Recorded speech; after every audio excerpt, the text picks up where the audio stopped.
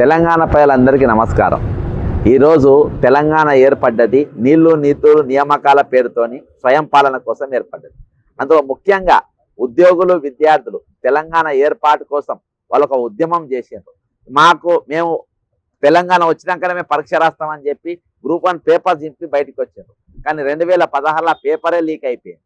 2022 paper leak అయిపోయింది. ఇవన్నీ నడుస్తూ ఉన్నాయి. తెలంగాణలో ప్రభుత్వాన్ని మార్చుకున్నాం. 2023లో కాంగ్రెస్ పార్టీని అధికారం తీసుకొచ్చుకున్నాం.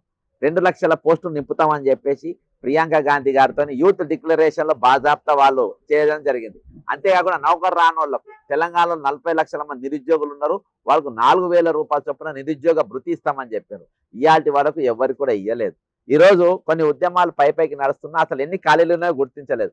కానీ మొన్న తెలంగాణ అసెంబ్లీ సమావేశాల్లో కౌన్సిల్ సాక్షిగా బట్టి విక్రమార్క గారు మరి మేము రిటైర్మెంట్ వాళ్ళ ఉద్యోగుల యొక్క బెనిఫిట్స్ కోసం కొట్లాడుతూ ఉంటే అసలు ఎంతమంది రిటైర్ అయినరని బట్టి గారిని ఒక ఎమ్మెల్సీ అడిగిన ప్రశ్నకు బట్టి విక్రమార్క గారు ఈరోజు 20,500 మంది ఈరోజు రిటైర్ అయిందని చెప్పి మరి 2/1/2026 రోజున మరి ఒక ఎమ్మెల్సీ అడిగిన ప్రశ్నకు ఆయన కౌన్సిల్లో జవాబు చెప్పడం జరిగింది. అంటే ఈరోజు ఫైనాన్స్ మినిస్టర్ దగ్గర పెట్టుకున్నటువంటి బట్టి విక్రమార్క గారు తెలంగాణలో 20,500 పోస్టులు ఖాళీగా ఉన్నాయని మీరే మీ నోటితోనే ఒప్పుకున్నారు.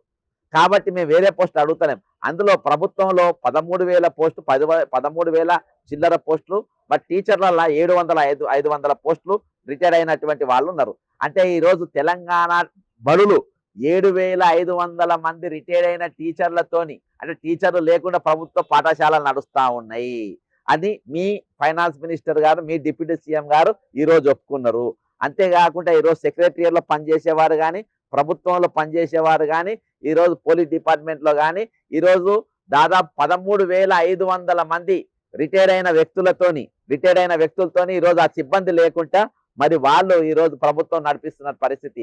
అంటే 20,500 మంది మీరు చెప్పినట్టే ఈ సిబ్బంది లేకుండా అసలు ప్రభుత్వం ఏ విధంగా పనిచేస్తుంది, ఈ ఖాళీలు నింపే ప్రయత్నం ఎందుకు చేస్తలేరు అని చెప్పేసి నేను ప్రభుత్వానికి ఈరోజు ముఖ్య కార్యదర్శి గారికి మరియు టీజీపీఎస్సీ చైర్మన్ గారికి రీప్రజెంటేషన్ ఇవ్వడం జరిగింది.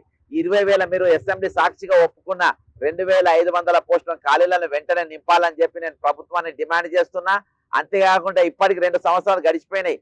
4,000 రూపాయలు ఈరోజు భారతదేశం అంతా కాంగ్రెస్ పార్టీ ఎక్కడ ఎన్నికలు జరిగినా మేము తెలంగాణ నిరుద్యోగ భృతి ఇస్తున్నాము, 2 లక్షల నౌకర్లు ఇస్తున్నాం అని చెప్పేసి ప్రియాంక గాంధీ గారు, రాహుల్ గాంధీ గారు మహారాష్ట్రలో అక్కడిక్కడ పోయి చెప్పుకుంటా ఉన్నారు.